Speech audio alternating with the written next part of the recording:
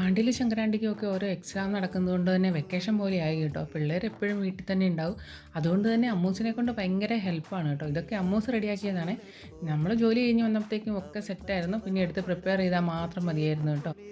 അമ്മൂസ് ഇതൊക്കെ ചെയ്ത് ഹെൽപ്പ് ചെയ്തിട്ടുണ്ടെങ്കിൽ അമ്മൂസ് വേറെ പണി എനിക്ക് വെച്ചിട്ടുണ്ടായിരുന്നു കേട്ടോ. വെക്കേഷൻ ആയതുകൊണ്ട് തന്നെ അമ്മൂസിന് ഹെയർ ഗ്രോത്ത് വേണം, ഹെയർ നന്നായി നീട്ടണം എന്നൊക്കെ പറഞ്ഞിട്ട് അമ്മൂസ് എനിക്ക് ഹെയർ ഓയിൽ ഉണ്ടാക്കാനുള്ള പണി തന്നു കേട്ടോ. ഈ സമയം അമ്മൂസ് ഉണ്ടാകുമ്പോൾ തന്നെ ഞാൻ ഹെയർ ഓയിൽ പ്രിപ്പയർ ചെയ്യായിരുന്നേ.